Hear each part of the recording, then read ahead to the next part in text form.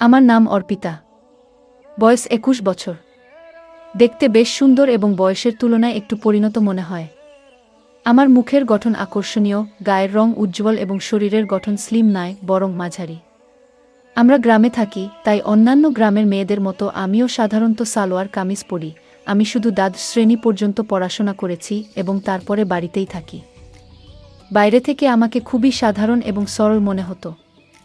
ভিতর থেকেও আমি অতটা চালাক বা চতুর ছিলাম না। তবে সত্যি বলতে সেদিনগুলোতে আমি নিজের সীমা অতিক্রম করেছিলাম। জীবন আমাকে এমন কিছু অভিজ্ঞতা দিয়েছিল যা ভাবনার বাইরে। আমি অনেক দিন আগে একটি অভিজ্ঞতার মুখোমুখি হয়েছিলাম যা আমার মনে এখনও গভীর ছাপ রেখে গেছে। ঈশান ভাইয়ার সঙ্গে আমার পরিচয় এমন এক সময় হয়েছিল যখন আমার জীবনে অনেক একাকিত্ব ছিল। ওর সঙ্গে সময় কাটানো আমার কাছে খুব ভালো লাগত। ঈশান ভাইজা সবসময় আমার প্রতি খুব যত্নশীল ছিল, আর তার উপস্থিতি আমার মনকে হালকা করে তুলত। প্রথম দিকে যখন ওর সাথে সময় কাটাতাম তখন শরীরে যেন একটু বাড়তি চাপ অনুভব করতাম। মনে হতো যেন একটু বিশ্রামের দরকার। কিন্তু ধীরে ধীরে সবকিছু স্বাভাবিক হয়ে আসতে লাগল। সময়ের সঙ্গে সঙ্গে আমাদের মধ্যে এমন একটি রুটিন তৈরি হয়ে গেল যে সুযোগ পেলেই আমরা একসঙ্গে সময় কাটানোর জন্য উন্মুখ হয়ে থাকতাম। তবে বাড়িতে অন্য কেউ থাকলে আমাদের একটু ভয় লাগত যদি কেউ দেখে ফেলে। কিন্তু কেউ আমাদের সম্পর্কে কিছু সন্দেহ করত না, কারণ ঈশান ভাইজা সবসময় আমাকে দিদি বলে ডাকত। আসলে আমি বয়সে তার থেকে ১-২ বছরের বড় ছিলাম। তাছাড়া তখন শীতকাল ছিল, তাই সবাই ঘরে নিজেদের কাজে ব্যস্ত থাকত। আর ঈশান আমার মামাতো ভাই। রাতে সবাই নিজ নিজ ঘরে ঘুমাতে চলে গিয়েছিল। আমি এবং ঈশান ভাই আলাদা ঘরে ঘুমাতাম। একদিন রাতে দরজা বন্ধ করে ঘুমানোর পর হঠাৎ একটি ঘটনা ঘটে যা আমার জীবনে ভিন্ন একটি অভিজ্ঞতা এনে দিয়েছিল। তখন আমাদের বাড়ির এক সদস্য, আমার মাম, অনেক বেশি অসুস্থ হয়ে পড়েছিলেন। সেই কারণে আম্মু এবং আমি তাকে দেখতে তাদের বাড়িতে যাই। আমাদের নিয়ে আসার জন্য ঈশান ভাই গাড়ি নিয়ে এসেছিল। প্রথমেই সে এসে আম্মুর পা ছুঁয়ে সালাম করল। তারপর আমাকে দেখে অবাক হয়ে বলল, আপনি তো অনেক বড় হয়ে গেছেন। গাড়িতে করে আমরা বাসায় ফিরছিলাম। তখন সন্ধ্যা ৭টা বাজে। আমরা দেরি করেই রওনা দিয়েছিলাম, তাই সময় লেগেছিল।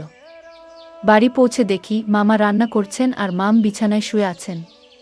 আম্মু রান্নাঘরে ঢুকে মামাকে বকতে লাগলেন, যখন এত সমস্যা ছিল তখন আমাকে আগেই জানালে ভালো হতো। এত কষ্ট করার কি দরকার ছিল? আম্মু রান্না করতে লাগলেন আর আমি মামিকে দেখে তার পাশে বসে পড়লাম। মামু আমাকে দেখে বেশ খুশি হলেন, কিন্তু তার শারীরিক অবস্থা খুবই খারাপ ছিল।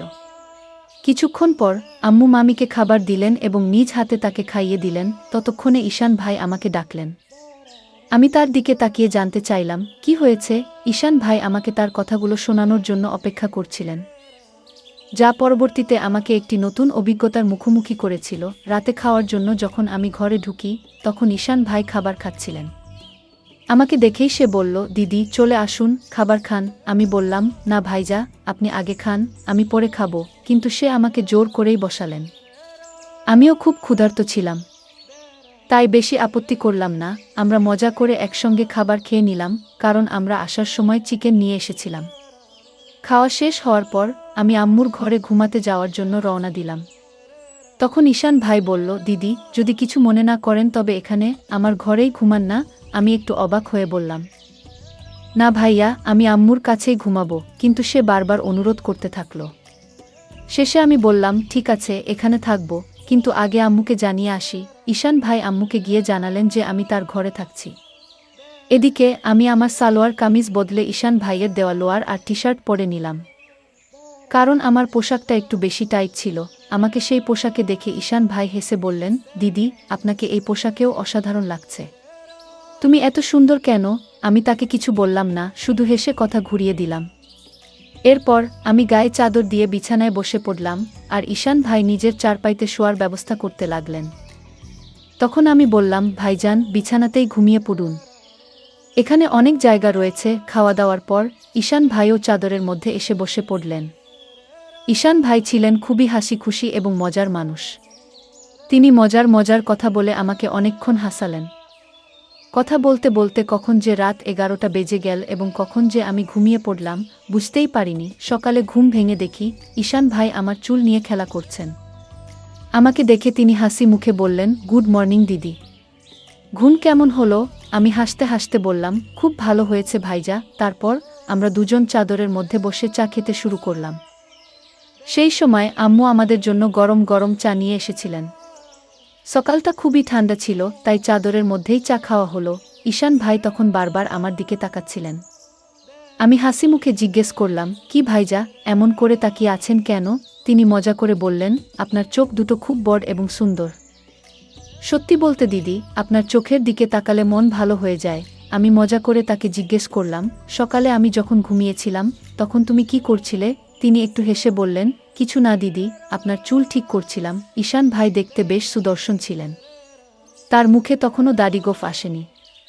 তার ত্বক খুবই পরিষ্কার ছিল এবং আমার চেয়ে সামান্য কম লম্বা ছিলেন। তার এমন কিছু আচরণ মাঝে মাঝে আমাকে একটু অবাক করত। সকালটা বেশ ব্যস্ততার মধ্যে শুরু হয়েছিল। আম্মু ঘরের কাজকর্ম নিয়ে ব্যস্ত ছিলেন আর মামা কাজের জন্য তৈরি হচ্ছিলেন। আমি আম্মুর কাজে সাহায্য করতে লাগলাম। এর মধ্যেই মামা খাবারের প্যাকেট নিয়ে কাজে বেরিয়ে গেলেন। আমার সকালে স্নান করার অভ্যাস অনেক দিনের, তাই প্রতিদিনের মতো আমি স্নান করতে বাথরুমের দিকে যাচ্ছিলাম। কিন্তু আমি জানতাম না যে ঈশান ভাইও এই সময় স্নান করেন। বাথরুমের দরজা খোলার সঙ্গে সঙ্গে আমি লজ্জায় লাল হয়ে গেলাম এবং দ্রুত নিজের ঘরে ফিরে এলাম। ঈশান ভাই তখন স্নানে ব্যস্ত ছিলেন। তার মুখে সাবান ছিল এবং তিনি আমাকে দেখতেও পাননি। কিন্তু আমি এতটাই লজ্জা পেয়ে গিয়েছিলাম যে সেই দৃশ্য বারবার আমার মনে ভেসে উঠছিল। আমি ঘরে বসে নিজের মতো করে কিছু একটা ভাবছিলাম আর একা একাই হাসছিলাম। ঠিক তখনই ঈশান ভাই স্নান সেরে ঘরে এলেন। আমাকে একা একা হাসতে দেখে তিনি মজা করে বললেন, কি হলো দিদি, আজ তো বেশ খুশি লাগছে। ঈশান ভাইয়ের কথা শুনে আমি একটু চুপ হয়ে গেলাম এবং বললাম, না ভাইজান, তেমন কিছু না, আপনার কথাই ভাবছিলাম। তিনি ফোন চালাতে চালাতে পাশে বসে বললেন, আমার ব্যাপারে এমন কি ভাবছিলে যে এত হাসি পাচ্ছে? আমি একটু হেসে বললাম, না ভাইজান, থাক, এটা বলার মতো কিছু নয়। কিন্তু ঈশান ভাই তখন জিদ ধরে বসলেন, না দিদি, বলো না। না বললে আমি ভুল কিছু মনে করব। তখন আমি বললাম, প্লিজ ভাইজান, এটা নিয়ে আর কিছু ভাববেন না। এরপর আমি তাড়াতাড়ি উঠে স্নানে চলে গেলাম। স্নান শেষে আমি নিচে হাফ প্যান্ট আর টপ পরে ফিরলাম। তখনও ঈশান ভাই সেখানেই বসেছিলেন। স্নানের সময় আমি চুলও ধুয়েছিলাম, তাই ঘরে ফিরে চুল শুকোচ্ছিলাম। মজা করার জন্য আমি জেনেবুঝেই পানি একটু ঈশান ভাইয়ের দিকে ছিটাচ্ছিলাম। এটা দেখে হঠাৎ ঈশান ভাই উঠে দাঁড়ালেন এবং আমার চুল ধরে আমাকে বিছানায় বসিয়ে দিলেন। তার আচরণে আমি রাগ করে উঠে বললাম, এটা কি হচ্ছে ঈশান? রাগের বশে আমি তার হাতে একটি মৃদু আঘাত করলাম। এরপর ঈশান ভাই কোনো কথা না বলে চুপচাপ ঘর থেকে বেরিয়ে গেলেন। তার এই আচরণে আমিও কিছুটা হতবাক হয়ে গেলাম। আমার মনে খুব আফসোস হচ্ছিল যে হয়তো আমাকে এটা করা উচিত ছিল না। কিন্তু আমি জানতাম ঈশান ভাই যা করতে যাচ্ছিলেন, তাতে যদি আমি তাকে থামাতে কোনো পদক্ষেপ না নিতাম তবে হয়তো তিনি থামতেন না। এরপর আমি তাড়াতাড়ি নিজের চুল ঠিক করলাম এবং গোসল করে আম্মুর কাছে চলে গেলাম। আম্মু শুধু মামির কথা ভাবছিলেন। তিনি ওনার জন্য ওষুধ দেখিয়ে দিয়েছিলেন, গোসল করিয়ে দিয়েছিলেন এবং খাবারও প্রস্তুত করে রেখেছিলেন। তখন আম্মু বললেন, তাড়াতাড়ি ঈশানকে ডেকে আনো। সে গরম গরম খাবার খেয়ে নিক, পরে খাবার ঠান্ডা হয়ে যাবে। আমিও জানতাম যে ঈশান ভাই আমার উপর রেগে আছেন। যখন আমি তাকে ডাকতে গেলাম দেখলাম তিনি ছাদের উপর আছেন। ঈশান ভাই ছাদের উপর বসে ফোনে কিছু দেখছিলেন। আমি পেছন থেকে ডাক দিলাম, ভাইয়া, নিচে চলে আসো। আম্মু খাবারের জন্য ডাকছেন, কিন্তু তিনি কোনো উত্তর দিলেন না। তখন আমি আরও কাছে গিয়ে তার কাছে সরি বলতে লাগলাম, ভাইজা, দয়া করে আমাকে ক্ষমা করে দাও। রাগের মাথায় এমনটা করে ফেলেছি। তবু তিনি চুপ করে থাকলেন এবং আমাকে উপেক্ষা করতে লাগলেন। আমি আরও কাছে গিয়ে তার হাত ধরে বললাম, ভাইজা, ভুলটা শুধু আমার নয়, তোমারও। তুমি আমার চুল এত জোরে টেনে ধরেছিলে, তাই আমার রাগ উঠে গিয়েছিল। এতে এত রেগে থাকার কি হলো? প্লিজ রাগ ভেঙে ফেলো। এটা শুনে ঈশান ভাই রাগ করে তার হাত সরিয়ে উঠে দাঁড়ালেন। আমার চোখে পানি এসে গেল। আমি প্রায় কান্নার স্বরে বললাম, ভাইজা, প্লিজ এতটাও রাগ করো না। যদি সেই চড়ের কথাই হয় তাহলে একটা নয়, আমাকে দুটো চড় মেরে দাও।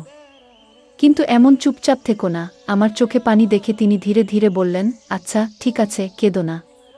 তুমি কাঁদলে মোটেও ভালো লাগবে না। কিন্তু তোমার হাত তোলাটা ঠিক হয়নি। ঠিক আছে, এবার চলো খাবার খাই। আমি আবার বললাম, তুমি আগে বলো যে তুমি আমাকে মাফ করে দিয়েছ। ভাইজা হেসে বললেন, এই যে, এবার থামো।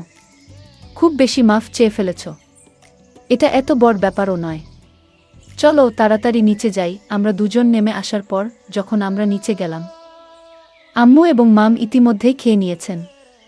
আম্মু তখন রান্নাঘরে কাজ গুছিয়ে নিচ্ছিলেন। আমি আর ঈশান ভাই একসঙ্গে বসে খাবার খেয়ে নিলাম। খাওয়ার পর আমি কিছুক্ষণ মামির পাশে বসে তার সাথে কথা বলতে শুরু করলাম এবং তার শরীরের খোঁজখবর নিতে লাগলাম। এরই মধ্যে আম্মু তার কাজ শেষ করে ফিরে এলেন। আম্মু এসে বললেন, আমি আর তোমার মাম পাশের বাড়ির আন্টির সাথে দেখা করে আসি, একটু হাঁটাহাঁটিও হবে, ততক্ষণ তুমি বাসায় থাকো। ঈশানকেও বলে দিয়েছি যেন কোথাও না যায়, আমরা অল্প সময়ে ফিরে আসব। এরপর আম্মু মামিকে নিয়ে বেরিয়ে গেলেন আর আমি মামার ঘর গুছাতে শুরু করলাম। তখন ঈশান ভাইও সেখানে এসে মজা করতে লাগলেন। আমি তাকে বললাম, ভাইজা প্লিজ একটা জিনিস এনে দাও। ঈশান ভাই বললেন, বলো দিদি, কি আনবো? তোমার কি ভালো লাগে? তখন আমি বললাম, আমার জন্য একটু চকলেট এনে দাও। চকলেট আমার খুব পছন্দ। ঈশান ভাই মুচকি হেসে বললেন, ঠিক আছে, তুমি ঘর পরিষ্কার করো, আমি চকলেট নিয়ে আসি। ঈশান ভাই চকলেট আনতে বেরিয়ে গেলেন আর আমি আবার ঘর পরিষ্কার করতে শুরু করলাম। ঘর গুছানোর সময় আমি যখন মামির আলমারি খুললাম, তখন দেখলাম সেখানে মামির মেকআপের অনেক জিনিস রাখা আছে। সাজগোজ করার প্রতি আমার ভীষণ আগ্রহ থাকায় সেগুলো দেখেই আমার মন নেচে উঠল। সময় কাটানোর জন্য আমি মামির সাজগোজের জিনিসপত্র নিয়ে তৈরি হতে শুরু করলাম। একটু একটু মেকআপ করলাম, তারপর মামির ঝুমকা আর গয়না পরে নিলাম। আলমারির উপর দিকে ঝুলিয়ে রাখা মামির শাড়িগুলোর মধ্যে একটি লাল শাড়ি বের করলাম এবং তা পরতে শুরু করলাম। যখন ঈশান ভাই চকলেট নিয়ে ফিরে এলেন, আমি তখন পুরোপুরি সেজেগুজে একেবারে নতুন বউয়ের মতো তৈরি। চুল খুলে নিয়েছি, লিপস্টিক লাগিয়েছি আর হাতে চুড়িও পরেছি। ঈশান ভাই যখন ঘরে ঢুকলেন, আমাকে এমন সাজে দেখে একদম হতভম্ব হয়ে গেলেন। তার মুখ থেকে শুধু বের হলো, দিদি তুমি তো অসাধারণ দেখাচ্ছ। আমি তার কাছ থেকে চকলেট নিয়ে বিছানায় বসে খেতে শুরু করলাম। ঈশান ভাইও পাশে বসে গেলেন আর তার চোখ আমার উপর থেকে সরছিল না। তখন আমি বললাম, ভাইজা এত তাকিয়ে থেকো না, এতে আমি অস্বস্তি বোধ করছি। ঈশান ভাই হেসে বললেন, কি করব দিদি, তোমার উপর থেকে চোখ সরানোর মনই হচ্ছে না। তুমি শাড়িতে এত সুন্দর দেখাচ্ছ যে মনে হচ্ছে যেন সত্যি কোনো পরী। এরপর মজা করে বললেন, মন চাইছে তোমাকে বউ বানিয়ে ফেলি। আমি বুঝতে পারছিলাম সে মুহূর্তে তার মনে কি চলছিল, কিন্তু আমি হালকা হাসি দিয়ে বিষয়টি অন্যদিকে ঘুরিয়ে দিলাম। আমি মজা করে ঈশান ভাইকে বললাম, তাহলে আর থেমে কেন? বলো, আমাকে স্ত্রী বানিয়ে কি করবে? ঈশান ভাই একটু হেসে বললেন, থাক দিদি, জানি তুমি ইচ্ছে করেই ভান করছো। আমি তখন বললাম, তুমি কি তাহলে তোমার দিদিরই সুযোগ নিতে চাও? জানো, যদি আম্মু জানেন বা মামা জানতে পারেন আমাদের কি অবস্থা হবে? ভাইয়া বললেন, দিদি এত ভাবনার কিছু নেই, আমরা তো ঘরেই আছি, আর কেউ জানতে পারবে না। তুমি শুধু একটা বার হ্যাঁ বলো, আমি সব সামলে নেব। আমি মুচকি হেসে বললাম, তাহলে আগে বলো, তুমি কি আমার এই শাড়ি দেখে এত কথা বলছো, নাকি আগে থেকেই এমন ভাবনা ছিল? ঈশান ভাই হেসে বললেন, সত্যি বলতে তুমি যখন এসেছো তখন থেকেই মনে হচ্ছিল তুমি যদি একবার রাজি হও সব সহজ হয়ে যাবে। আমি মজা করে বললাম, ঠিক আছে, যখন তুমি চাও আমি তোমার কথা শুনি। তাহলে তোমার দায়িত্ব ভালো করে পালন করো। এই কথায় ভাইয়া খুব খুশি হয়ে বলল, ধন্যবাদ দিদি, জানতাম তুমি আমাকে না করবে না, তুমি সত্যিই সেরা। আমি বললাম, থামো তো, এত প্রশংসা করার দরকার নেই, আর সন্ধ্যায় আমার জন্য চকলেট আনতে ভুলবে না। ভাইজা বলল, ঠিক আছে দিদি, যা চাইবে সব আনবো, একটু অপেক্ষা করো। ঈশান ভাই বেরিয়ে যাওয়ার পর আমি একটু অস্বস্তি অনুভব করলাম। যখন তিনি ফিরে এলেন, আমি বললাম, ভাইজা এই মুহূর্তে আমার একটু অসুবিধা হচ্ছে, সন্ধ্যায় এ বিষয়ে কথা বলবো, আর এখন আমাকে সময় দাও, ঠিক আছে? কিন্তু ঈশান ভাই আমার কথায় থামল না। সে শান্ত গলায় বলল, দিদি এত ভাবছ কেন? ভয় পাওয়ার কিছু নেই, সব ঠিক থাকবে। তবে যদি তোমার অস্বস্তি হয়। আমি মুচকি হেসে বললাম, অস্বস্তি হলে তুমি চোখ বন্ধ করে নিতে পারো, তাই না? আমিও চোখ বন্ধ করলাম। সেই মুহূর্তে ঈশান ভাই কিছু বলতে যাচ্ছিল, কিন্তু ঠিক তখনই দরজায় হঠাৎ করাঘাতের শব্দ হলো। আমরা দুজনেই থমকে গেলাম। কিছুক্ষণ পর বাইরে থেকে আম্মুর গলা শোনা গেল, কেউ কি ঘরে আছো? দরজা খুলবে না? আমি সঙ্গে সঙ্গে বিছানা থেকে উঠে দাঁড়ালাম, কারণ আমি শাড়ি পরে পুরো সাজগোজ করেছিলাম আর উপরে ছিলাম মামির ঘরে। ঈশান ভাইয়েরও মেজাজ পুরো নষ্ট হয়ে গেল, কিন্তু ভাইয়ার মুখ দেখে আমার ভেতরে ভেতরে হাসি পেয়ে যাচ্ছিল। তৎক্ষণাৎ আমি ঈশান ভাইকে ঘর থেকে বের করে দিলাম নিজেও শাড়ি খুলে নরমাল কাপড় পরে নিলাম, তারপর আবার ঘর গুছানো শুরু করলাম। এদিকে আম্মু জানালেন, মামিকে বারান্দায় বসিয়ে রেখে সোজা রান্নাঘরে গিয়ে চা বানাতে ব্যস্ত হয়ে গেলেন।